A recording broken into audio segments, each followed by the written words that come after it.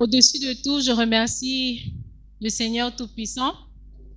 Par son amour, il me donne ce privilège-là vraiment de me placer devant une église d'intellectuels, de pasteurs, d'anciens. Vraiment que l'Éternel soit loué. Ce sabbat est dédié au ministère de la Santé.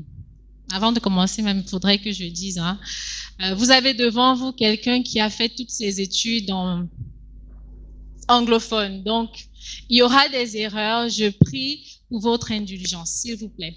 OK? D'accord. Alors, ce sabbat, il est dédié au ministère de la Santé. À l'échelle mondiale, nous avons la conférence générale. Et la conférence générale a beaucoup de départements. Le ministère de la Santé en fait partie. Et dans ce ministère-là, nous avons le département, un sous-département qui est appelé l'AAIM, c'est une abréviation en anglais, qui veut dire Adventist AIDS International Ministries. En français, je le traduis étant le ministère international adventiste pour le sida. Aujourd'hui, nous célébrons ce sabbat-là, le sabbat de l'AAIM, où nous sensibilisons le monde contre du sida en tout cas. Vous savez, il y a une journée qui est dédiée chaque année pour la commémoration de la lutte contre le VIH-Sida et c'est le 1er décembre. Tous les ans, le 1er décembre, la lutte contre le VIH-Sida est commémorée, je dirais. Alors l'AAIM, cette année, a choisi comme titre de leur message « Fleurissez là où vous êtes plantés ». Répétez après moi. Fleurissez là où vous êtes plantés. Ou alors épanouissez-vous là où vous êtes plantés. Épanouissez-vous. Oui. Cette expression, on peut le connecter aux plantes, aux fleurs, aux fruits, tout ce qui peut fleurir. On ne peut pas vraiment dire les hommes, bien sûr. Donc, c'est beaucoup plus attaché aux arbres. Mais cette citation veut nous parler de l'abondance malgré les difficultés, malgré l'adversité. Une plante, elle fleurit, elle grandit dans des situations adverses. Il y a beaucoup de soleil, beaucoup de pluie, beaucoup d'eau. Toutes ces situations-là, et une plante parvient quand même à fleurir. Alors, le ministère de la Santé aimerait partager ce message avec nous. Pourquoi? Parce que nous avons besoin d'espoir, de courage, de ténacité, de la gratitude et même la détermination pour affronter toutes les pandémies que nous vivons. Ce n'est pas que le sida. Récemment, nous avons eu une pandémie, qui s'en souvient? Le Covid-19, c'était en 2019-2020 et les années qui ont suivi. C'est pas encore terminé. Avant ça, en Afrique, nous avons vécu une autre pandémie qui était l'Ebola. C'est pas facile, il y a des situations il y a ces pandémies qui viennent nous ravager. Ça emporte beaucoup de personnes, beaucoup de victimes et nous sommes obligés de vivre d'une certaine façon. Des choses que nous n'étions pas préparés.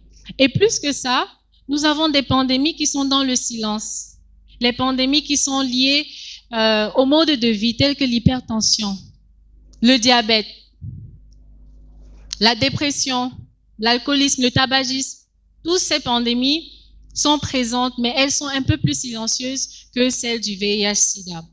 Mais une chose à retenir, c'est que toutes ces maladies nous forcent à vivre d'une certaine manière.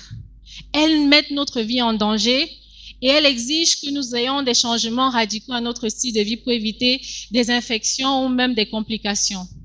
Elles nous font aussi perdre confiance en Dieu, confiance en la vie. On perd espoir, on se dit, est-ce que je survivrai demain? Est-ce que je peux? Elle nous pousse aussi à nous interroger sur notre valeur personnelle. Comment j'ai fait pour l'avoir? Notre famille, qu'est-ce qu'ils diront? Nos amis, qu'est-ce qu'ils diront lorsqu'ils entendront que je suis atteint du VIH-Sida? Qu'est-ce qu'ils diront? Qu'est-ce qu'ils diront que je suis dépressif? Ça vient d'où? Alors, pas plus tard que cette semaine, j'ai rencontré un jeune journaliste d'une grande chaîne du Gabon. Il était dans sa quarantaine, 45 ans, pas marié à ce que je sache. Et comme tout examen, je lui pose des questions de routine. Vous allez bien? Non, ça va pas, docteur. Qu'est-ce qui ne va pas? Il me dit enfin septembre qui vient de passer là. J'étais tranquillement dans un restaurant en train de boire le café que je fais tous les jours et mon cœur a arrêté de battre. On m'a évacué de toute urgence à Chambrier où j'ai passé 17 jours en service de réanimation. J'ai eu un infarctus de la myocardie, c'est ça? Infarctus de la myocardie. Myocarde, voilà. En anglais, on dit myocardial infarction. Et pendant qu'il était hospitalisé tout ce temps, il découvre que, à part cette infection qu'il avait ou bien cette maladie, on lui découvre le diabète. On lui découvre encore les maux d'estomac, les choses qui n'étaient pas prêtes. Et aujourd'hui, dans toute sa vie, il n'a jamais eu mal à la dent. Il vient encore découvrir qu'il a un problème dentaire. Je lui dis, mais monsieur, à mon niveau, je ne peux pas vous recevoir en urgence comme ça parce que vous vous avez une infection du cœur.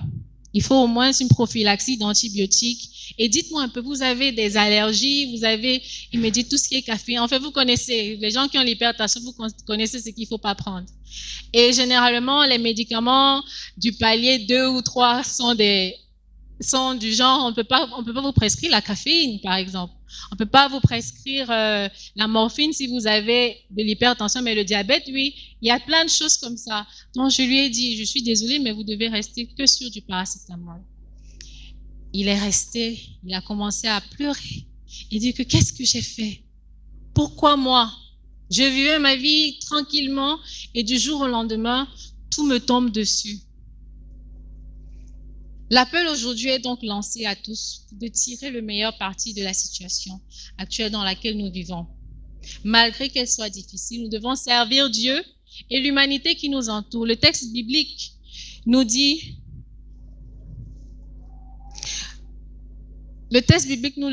nous devons nous adapter et apprendre à être résilients malgré les circonstances, malgré l'adversité, malgré les problèmes dont nous faisons face. Nous devons saisir les opportunités que la vie nous offre. Nous allons examiner 3 personnages bibliques dont la vie illustre ce concept d'épanouissement malgré l'adversité, où ils ont été plantés, et ces circonstances en voie de comment s'inspirer chacun de nous à travers leurs histoires. La première personne, nous allons parler de Joseph. Nous connaissons tous l'histoire de Joseph. Joseph a perdu sa maman très tôt lorsqu'elle enfantait son petit frère Benjamin. Donc, il était orphelin de mère. Mais il a su se démarquer parmi ses frères. C'est vrai, sa maman était la préférée de son papa. Il est quitté de fils préféré et ses frères le haïssaient tellement au point de vouloir le tuer, et ils l'ont même vendu en tant qu'esclave. Joseph s'en alla dans un pays lointain. Il ne connaissait ni la langue, ni la culture, ni la religion, les traditions, rien de tout ça il ne connaissait. Mais il a survécu. Tout était différent chez lui. Et de fils préféré, il quitte de ce rang très élevé pour aller dans un rang de moins que rien. D'un serviteur, d'un esclave, sans choix ni même de statut. Et il devient prisonnier dans un pays où il était accusé de tort. Alors, à chaque étape de sa vie, Joseph quand même s'efforçait à s'épanouir. Dans la maison de Potiphar, il devenait le maître de la maison. Ça veut dire quoi? Ça veut dire que dans cette situation, il a appris à maîtriser la langue, la culture et même à devenir quelqu'un digne de confiance, qu'on peut lui confier toute une maison. Il s'est épanoui malgré ses soucis. Là où il a été planté, à chaque étape où Joseph était placé, il s'épanouissait. Ça ne s'arrête pas là. On le jette en prison. En prison, qu'est-ce qu'il devient? Il devient chef de cellule. Qui peut devenir chef de cellule en prison? Je me souviens quand j'étais petite, on regardait des cartoons, des trucs sur YouTube là maintenant, c'est un peu disponible partout, où en tant qu'enfant, on nous apprend les histoires bibliques. Alors c'est appelé Veggie Tales. Ce sont des légumes qui interprètent les rôles. Et le Joseph dans cette histoire était un cornichon, je dirais. Vous savez, ils n'ont pas de main, ils n'ont rien en fait. Ils sont juste là en train de bavarder. Mais à cette scène-là, on nous montre qu'il y a des menottes qui flottent. Et puis il voit son ami. Il dit, reviens en cellule, je te ferme, rentre. Et puis il rentre, il se bloque lui-même et remet la clé au chef de garde. Ça, c'était Joseph. De là, il quitte. Il parvient à se démarquer malgré sa situation et il rentre dans le pays d'Égypte où il devient le deuxième commandant, un gouverneur. Ce n'était pas facile pour lui. On peut se demander quel était son secret. Vous savez son secret? Il était avec Jésus. Il était avec Dieu. Il a posé sa confiance en Christ. Partout où il était, il ne s'est pas apitoyé sur son sort. De fils préféré à esclave, serviteur, prisonnier, gouverneur. Et il a su tirer le meilleur de chaque situation. Ça, c'est Joseph. Et nous avons des situations, on a des problèmes. On se morfond, on s'apitoie sur notre sort. Est-ce que je peux me relever? Je ne sais pas s'il y a quelqu'un qui peut dire qu'il a souffert autant que Joseph. Parce que lui, quand tout allait même bien, ça rechutait. Le directeur de la prison et même du pays, le président, ne prêtait aucune attention à ce qu'il faisait parce qu'il était devenu quelqu'un de digne de confiance, au point où on ne se posait aucune question. Vas-y, fais ce que tu vas faire. Parce qu'on sait que cette personne-là n'a pas un esprit simple, il a l'esprit de Dieu en lui. La Bible nous dit, dans Jean le chapitre 15, verset 5, « Je suis le cep et vous êtes, et vous ne pouvez rien faire. » Ça, c'était Joseph. Il a utilisé ce passage-là comme sa motivation. Il a laissé Dieu agir dans sa vie. Il a planté ses racines en Dieu. Et il était gouverné par le Saint-Esprit. Y a-t-il un Joseph dans cette salle aujourd'hui? À cause de la maladie dont il souffre, est détesté par ses amis, ses frères, ses collègues et même les membres de l'Église? Ou alors même dans l'Église, il y a des formes un peu plus subtiles de problèmes, on peut dire la discrimination et même une exclusion des activités dans l'Église. Y a-t-il des Joseph dans cette salle? Laissez-moi vous dire que vous aussi, vous pouvez vous épanouir. Peut-être que notre Joseph a été vendu à d'autres formes plus modernes de l'esclavage, telles que l'alcoolisme, le tabagisme, les maladies, le sida, la dépression, quoi d'autre, le Covid. Mais Paul nous dit que ne savez-vous pas que si vous vous livrez à quelqu'un, vous êtes son esclave. Allons nous laisser être des esclaves à toutes ces choses-là. Peut-être nous avons été vendus à la prostitution, à l'esclavage sexuel ou même au mariage forcé. Peut-être nous sommes coincés dans une relation sans amour à cause de notre séropositivité, où nous avons même peur de partir, persuadés que nous n'avons aucune autre option. Ou alors nous sommes des célibataires endurcis dans un état, étant parents de plusieurs enfants, et nous nous disons que tout est perdu, car des potentiels prétendants s'enfuient parce qu'ils découvrent notre maladie, nos problèmes. Nous sommes comme ça, n'est-ce pas? Laissez-moi vous dire que Frida, moi, je peux m'épanouir malgré tout ça.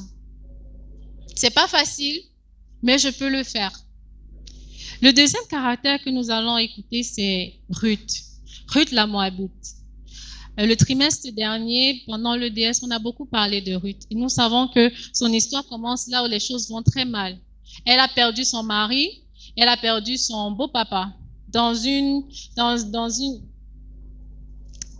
temps ou dans une époque où tout était difficile pour une femme de s'affirmer. Elle devait avoir une figurine masculine pour être reconnue ou pour asseoir sa légitimité.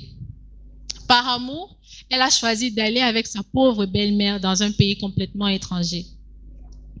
Elle est allée, ils étaient très démunis. Et qu'est-ce qu'elle faisait dans cette ville? Elle glanait dans les champs.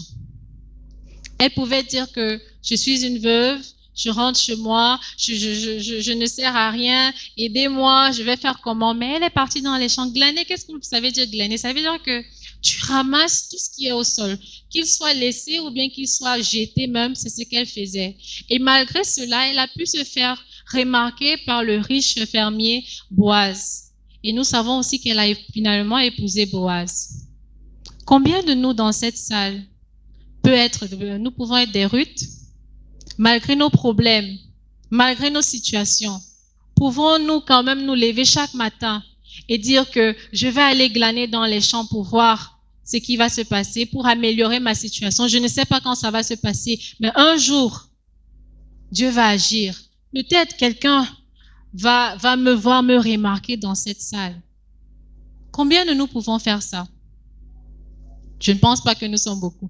Nous sommes nombreux. Récemment, il y a 2 semaines, lors du procès de la Young Team, on entendait on entendait des primes de 2 milliards. Beaucoup d'entre nous disions, si je pouvais avoir cet argent, si je pouvais ne serait-ce qu'avoir 1 million ou 10 000 francs pour faire quelque chose, on rêve. La vie, c'est aujourd'hui. Chacun a sa situation, chacun a sa circonstance. Et si nous décidons de rêver sur place, la vie ne va pas s'améliorer pour nous. Nous devons tirer des leçons comme cette jeune Ruth a fait. Dans cette salle, est-ce qu'il y a des veufs ou des orphelins? Malheureusement, la mort est une réalité dont nous devons tous faire face, malgré l'avènement des antirétroviraux, de la modernisation des médicaments et le système de santé. La mort, c'est quelque chose dont nous avons tous à subir. D'ailleurs, même l'ONU-SIDA nous dit qu'il y a plus de 13,8 millions d'enfants âgés de moins de 18 ans qui ont perdu un enfant ou un parent ou voire même les 2 parents en décembre 2024. 13,8 millions. Mais ce n'est pas une raison pour eux de ne pas continuer à vivre, de perdre espoir. Ces personnes sont dans cette salle. Nous sommes tous là. Nous avons perdu des êtres chers. Mais nous décidons quand même de nous lever chaque matin et venir ici. La Bible nous dit, certes, nous devons prier, mais nous ne devons pas pleurer comme des incrédules.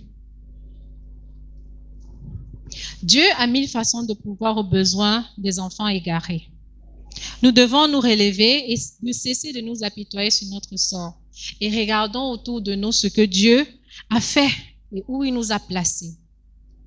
Qu'est-ce que nous pouvons faire pour amorcer cet épanouissement? Nous devons chercher des moyens de grandir, de bénir, de nous engager et même de participer comme Joseph et Ruth l'ont fait. Vous savez, l'association Adventist Aid International Ministries, l'AIM, a créé des groupes de grand-mères. Des groupes de grand-mères, c'est assez populaire dans les pays tels que le Lesotho ou même le Cameroun, où il y a ces grand-mères qui n'ont ni situation économique, ni situation, pas d'argent, pas d'éducation même. Mais ces grand-mères sont des volontaires qui se sont placés pour aider les plus jeunes. Elles n'ont pas d'argent, mais elles consacrent leur temps, leurs valeurs culturelles, leur énergie et leur motivation, et la plupart sont veuves. Est-ce que nous pouvons être comme ces femmes pour un enfant dans cette salle, ou même d'un enfant dans le quartier? Est-ce que nous pouvons décider d'être une grand-mère, offrir une motivation à quelqu'un qui a tout perdu, ou quelqu'un qui se sent délaissé par la vie? On n'a pas toujours besoin d'avoir de l'argent. Rien qu'un mot, rien qu'une motivation, rien qu'une parole de confort peut aider ces démunis-là. Et nous, quelle sera notre histoire? Comme troisième personne, nous allons parler de Paul, autrefois appelé Saül. Mais avant de parler de ça, j'ai pensé à une histoire qui m'est revenue en 2020, une histoire personnelle. Quand j'étais aux Philippines, toujours, j'étais en phase terminale de l'école. Et vous connaissez tous qu'en décembre 2020, nous avons perdu un frère, un enfant. Mon grand frère est décédé. Ce jour-là, en dentaire, en fait, il y a beaucoup de choses qu'on fait par la main. Si tu n'es pas présent, tu ne peux pas avancer. Et j'avais établi mon programme de telle façon que rien ne pouvait me stopper. Rien du tout. Et la veille de l'accident de mon frère, il m'a appelé. Je lui ai dit, pardon, laisse-moi me reposer. Demain, là, c'est chaud. Le lendemain, on me dit qu'il est parti. Toute tremblante. Ma tête, comme on dit, ça pétait l'air. Je ne comprenais plus rien. Je tremblais au laboratoire. Et mes amis m'ont dit, rentre à la maison. Mais j'ai dit, je ne peux pas rentrer, il faut quand même sortir et faire toute la paperasse. Qu'est-ce qui va se passer? Sachez que nous avons vécu des Covid différents. Le Covid que vous avez vécu au Gabon n'est pas le Covid qu'on a vécu en Asie. Là-bas, c'était le confinement, le vrai confinement. Confinement sur confinement. Personne ne sort. Si tu sors, tu rentres avec 14 jours de quarantaine. C'est sérieux. Je suis sortie avec ma petite soeur pour faire toute la paperasse. Et c'était pas quelque chose qui se passait en un jour. À chaque fois que je sortais, je rentrais faire un confinement de 14 jours. Si pendant ces 14 jours, j'ai une autre course à faire, on va me laisser sortir, mais je rentre dans ce confinement. J'étais au basement, au sous-sol d'un immeuble. C'était là où les confinés étaient, les infectés étaient. Je regardais, je disais yes. La vie, c'est même comment? Qu'est-ce qui se passe? Je devais avancer à l'école, mais là, tout est en halte. Je ne peux pas faire autrement. Il faut quand même que je dise au revoir à mon frère proprement dit. Et tout ce qui va se passer après, Dieu verra. Et là, on annonce que tous ceux qui n'ont pas terminé les cas de prothèse, si vous commencez en janvier, vous recommencez à zéro. C'était difficile d'avoir des patients dans de ce style-là. Et en fait, le processus était aussi très long. Donc, quand tu commences le semestre, tu commences en septembre pour terminer en décembre. Et j'étais à la phase terminale de la chose et j'étais complètement haltée. Je me pose des questions. Ma petite sœur me regarde et me dit, ah, tu vas gérer avec 1 an de plus, hein? On souffre, tout le monde souffre. D'ailleurs, même il y a tes aînés qui sont là-bas, 5 ans de plus. J'ai dit, je ne peux pas laisser ça comme ça. Le 13e jour de mon confinement, on me sort pour aller faire un test de Covid. En sortant de cet hôpital, je rentre, je passe par le département à 18 heures comme ça. Les caméras de surveillance nous regardaient. Mon professeur me dit, qu'est-ce que tu fais? Tu es infecté, soi-disant infecté. Je dis non, je viens juste chercher mes choses parce que le temps là, comme la nouvelle m'a pris à l'école, donc j'ai mis toutes mes choses dans le casier, je n'étais pas rentrée avec. Donc j'ai vite pris ce que je pouvais prendre et aller dans la salle dans ma chambre de confinement. Je suis restée, ma petite sœur me dit, tu fais quoi? Elle dit, ah, je ne peux pas rester tranquille comme ça, il faut que mes mains fassent quelque chose. Je reste tranquille et je prends directement la cire, je prends les spatules et tout ce qu'il faut. Je fais ce qu'il faut en tout cas, sans avoir prévu quoi que ce soit. Et c'était le dernier jour des cours. Mais le laboratoire, quand même, on permet que nous faisions 1 jour de plus. Si on termine à midi, avec les cours dentaires, on peut terminer à 17 heures. Et ce jour-là, j'ai décidé d'écrire à un professeur avec qui je n'ai jamais travaillé avec ce professeur. Je ne la connaissais même pas réellement. Je lui ai écrit, elle ne connaissait pas mon histoire. Elle ne savait même pas où j'étais. Elle ne m'a même pas demandé, est-ce que tu es au laboratoire? Elle ne m'a rien demandé de tout ça. Je lui ai demandé, docteur, est-ce que je peux travailler avec vous cet après-midi? Elle m'a envoyé thumbs up, sans problème. J'étais dans ma chambre et je travaillais, je lui envoyais des photos parce que c'était la pandémie, elle était loin et on faisait des appels vidéo vraiment très approfondis. Et dès que je l'appelle, elle regarde, elle dit tourne à gauche, tourne à droite, tous les ans, envoie au laboratoire. Je dis j'envoie au laboratoire. Elle dit oui, envoie au laboratoire. C'était le dernier jour de classe. Je suis sortie du confinement là en cours. On ne m'a pas attrapée, mais je suis partie, j'ai vite écrit la note pour envoyer au laboratoire pour qu'ils puissent fabriquer la prothèse tranquillement pour qu'en janvier, je puisse poser cette prothèse-là. Je me demande tous les jours si à cette époque-là ou bien pendant ce temps-là, j'étais restée sur mon téléphone à répondre merci beaucoup pour ces mots de support, merci beaucoup d'avoir pensé à moi, merci beaucoup, tous les messages de condoléances là, et que je ne décidais pas de me relever malgré la situation que j'étais, je ne pense pas que j'aurais terminé l'année où j'ai terminé. Je devais avoir même 1 an ou 2 ans de plus parce que ce n'était pas très évident à cette époque-là. Alors nous continuons avec l'histoire de Paul, l'apôtre Paul, qui était autrefois appelé Saül. Saül était un homme instruit, il était cultivé, il était bien placé dans la société. Il était connu pour sa piété et son zèle à faire appliquer la loi jusqu'à la mort, et il se retrouva exclu après sa rencontre avec Christ. Il était indésiré par ses anciens collègues et il fut même poursuivi comme traître.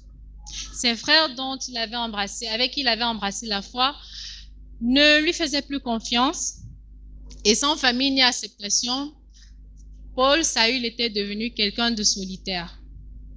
Mais Paul s'épanouissait partout où il se trouvait. C'est grâce à son talent que les grands prêtres lui ont confié la mission d'attaquer tous les croyants, tous les créants. Malgré qu'il était sur la mauvaise voie, Paul a quand même appris, ou bien il a utilisé la citation que tout ce que tes mains trouvent à faire, fais le bien. Et il faisait sa chose bien. Il a persécuté les chrétiens et il le faisait très bien. Et Jésus a vu sa diligence et sa sincérité dans tout ce qu'il faisait. Et le Seigneur l'a orienté sur la bonne voie. Et il s'est épanoui davantage. En prison, on sait tous qu'il a été en prison. Il était condamné à mort. Mais il nous a montré que son enthousiasme n'était pas dépendant de sa liberté ou même sa facilité d'avoir certaines choses. Il était prisonnier, en chaîne. Mais nous voyons le nombre de lettres que Paul nous a écrites. Il a écrit plusieurs lettres dont nous lisons tous les jours ici dans cette église. Qui peut nous séparer de l'amour de Christ? C'est Paul qui l'a écrit, enchaîné. Est-ce que nous le savions? Je ne pense pas.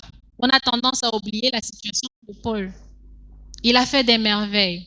Et notre foi est bien basée ou fondée sur les Écritures de Paul aussi. Avons-nous conscience que cette foi profonde naissait d'une angoisse profonde d'un homme qui avait tout perdu sauf Dieu? Même dans les pires conditions de la vie, sans possession matérielle et sans liberté, Paul s'est épanoui. Vous comme moi, nous sommes libres. Quelles que soient nos difficultés matérielles, nous avons tous plus que Paul. Nous avons tous plus que lui. Alors, qu'est-ce qui nous empêche de fleurir? Qu'est-ce qui nous empêche de s'épanouir? Fleurir là où on est planté, c'est grandir et mûrir dans les bons comme les mauvais moments de la vie, même si nous n'avons pas toujours le choix de l'endroit où nous sommes plantés. Nous atteignons des niveaux plus élevés de maturité spirituelle lorsque nous sommes face à l'épreuve. Nous vivons tous des situations difficiles et différentes. Nous avons Joseph, nous avons Ruth, nous avons Paul. Des difficultés à la maison, des difficultés au travail. Nous sommes méprisés socialement. En raison de notre statut, peut-être nous sommes des prisonniers, nous sommes atteints de VIH, nous sommes malades, nous sommes alcooliques, nous sommes dépressifs, et j'en cite. Nous sommes même handicapés. Qu'est-ce qui nous empêche de fleurir? Il n'existe aucun état où Dieu ne puisse nous atteindre.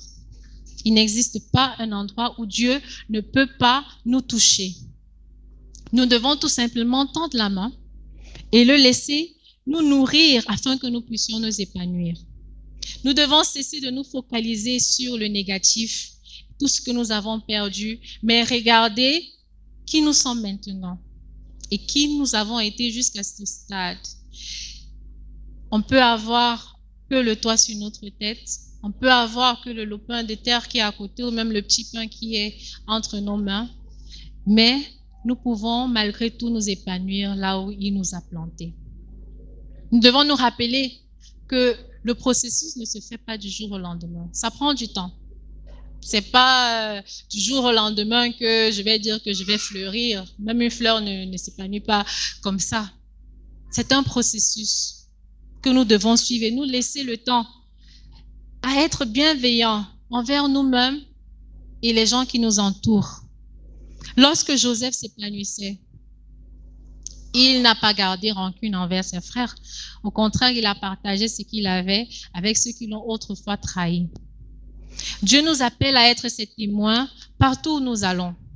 Lorsque nous nous épanouissons dans les situations difficiles, nous montrons aux autres que la force que nous avons ne vient pas de nous-mêmes, mais elle vient de Dieu. Nos vies témoignent de la fidélité et de la résilience et de la grâce de Dieu. Comme le dit Matthieu 5, verset 16, « Que votre lumière brille devant les hommes, afin qu'ils voient vos bonnes œuvres et glorifient le Père qui est dans les cieux. » Cet après-midi, nous avons un séminaire sur les dons spirituels. Nous pouvons nous demander, comment est-ce que je peux m'épanouir? Comment est-ce que je peux fleurir malgré ma situation? Le pasteur va nous en parler. Partout où nous sommes, où que nous soyons, nous avons quelque chose en nous. Nous avons un talent que nous pouvons utiliser pour l'œuvre de Dieu. Toi qui dis que tu n'as pas 10 000 francs, tu n'as pas 5 francs, tu n'as pas l'argent, ton petit talent là peut t'aider à devenir quelqu'un demain. Restons cet après-midi, écoutons le message que le pasteur va nous partager sur les dons spirituels. Que ce soit dans l'attente, face aux difficultés ou pour s'adapter à une nouvelle situation, s'épanouir là où nous sommes implantés permet aux autres de voir l'amour de Dieu et son œuvre en nous. Ce n'est pas toujours facile, mais en faisant confiance en Dieu et en restant enracinés dans sa parole, nous pouvons prospérer et refléter sa gloire où que nous soyons. Que l'Éternel bénisse sa parole.